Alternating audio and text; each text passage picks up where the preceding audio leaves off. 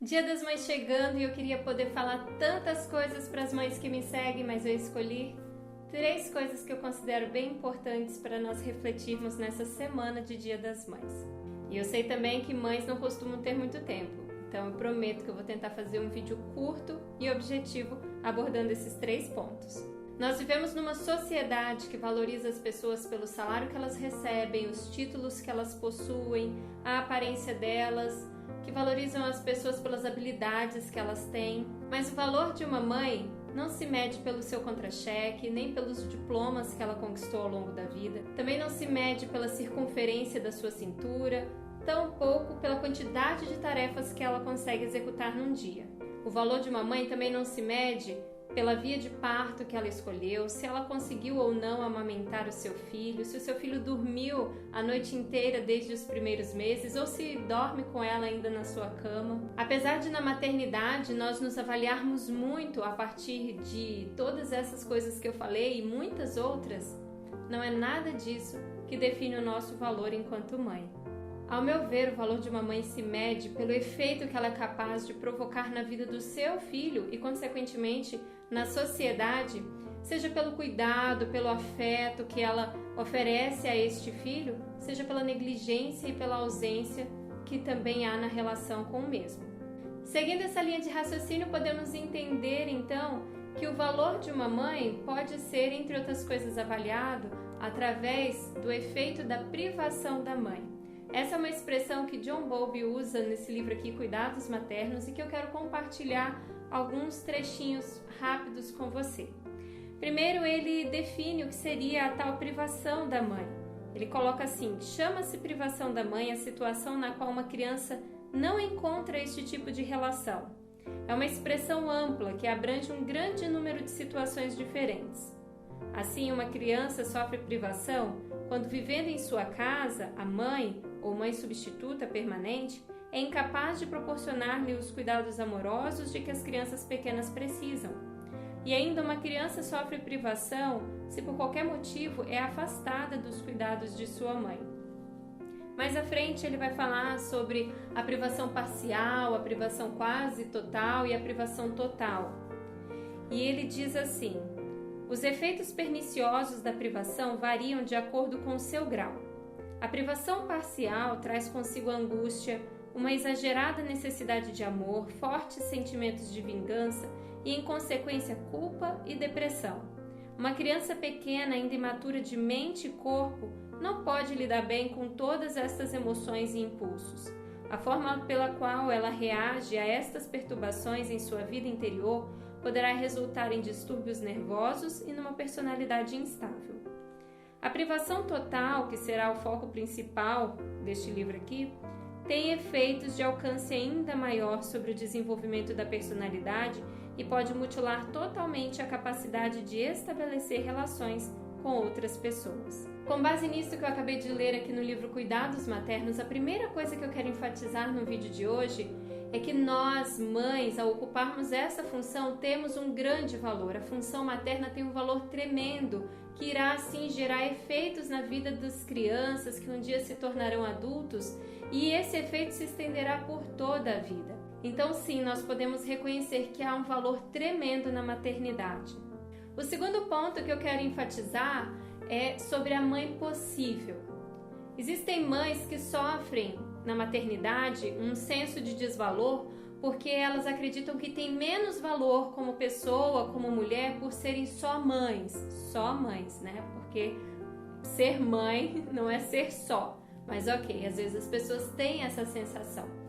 E há outras mães que, mesmo reconhecendo este valor que há na maternidade e que eu procurei ressaltar aqui através do trecho que eu li agora há pouco, elas sofrem por não conseguirem corresponder ao ideal materno que existe em suas mentes.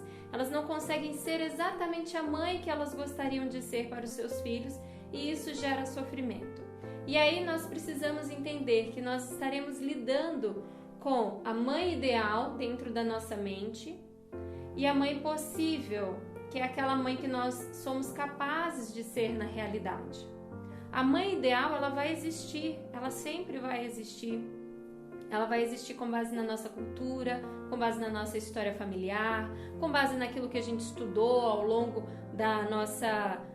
do nosso preparo para a maternidade. A mãe ideal, ela vai existir ali na nossa mente. É o nosso desejo do ser mãe. Mas a mãe possível é aquela que lida com a realidade. Como a realidade que a gente convive não é uma realidade ideal, a mãe possível é aquela que existe, aquela que é possível existir nessa realidade não ideal. E, gente, entender isso fez muita diferença para mim, para o exercício da maternidade. Porque eu tinha uma mãe idealizada, tremenda na minha mente, que eu não conseguia viver esta mãe na realidade simplesmente porque a realidade é diferente do mundo ideal das nossas ideias. E imagine, por exemplo, uma mãe que ela sonha em poder se dedicar exclusivamente à maternidade nos primeiros anos de vida dos seus filhos, e ela vê muito valor nisso, essa é a maternidade que ela deseja, mas por razões econômicas, financeiras, ela precisa voltar para o mercado de trabalho antes do que ela desejaria. Imagina o sofrimento dessa mãe ao se perceber não sendo tão mãe quanto ela desejaria ser. Não, ela é mãe, ela é muito mãe se ela está saindo de casa para trabalhar, para trazer aos seus filhos sustento e delegando a outras pessoas ou instituições por algum tempo do dia o cuidado dos seus filhos. Então nós precisamos entender que há uma mãe possível. Eu não preciso ser a melhor mãe do mundo, mas eu posso ser a melhor mãe possível.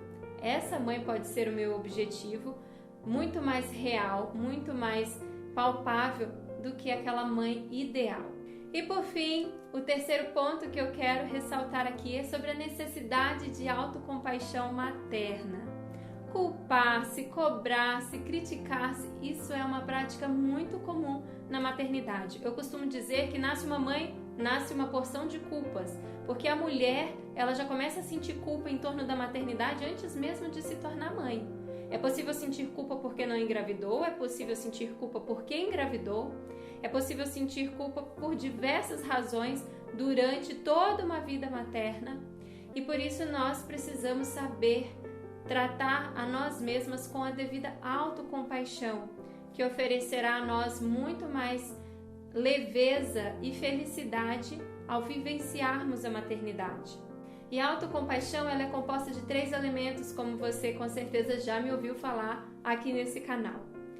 Nós precisamos ter uma atenção mais plena na realidade, uma conexão maior conosco e com o momento presente.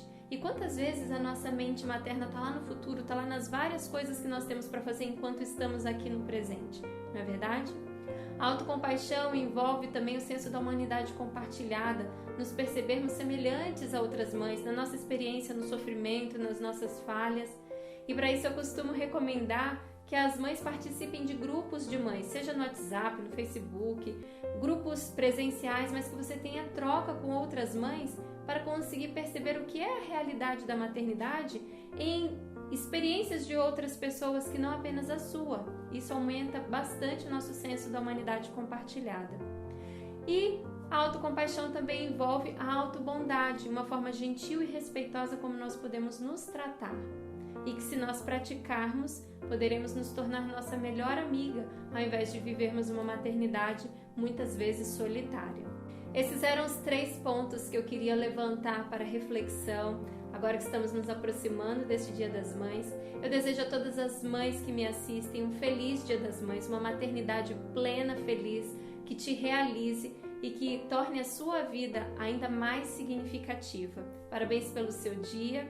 Aos filhos que me assistem, reconheçam o valor que existe na mãe de vocês, que não foi perfeita, que não foi ideal, mas que provavelmente foi a melhor mãe possível para ela, dadas as condições da história de vida dela e as condições em que ela estava para praticar a maternidade. A minha gratidão por você permanecer comigo até aqui. Um abraço e até a próxima semana.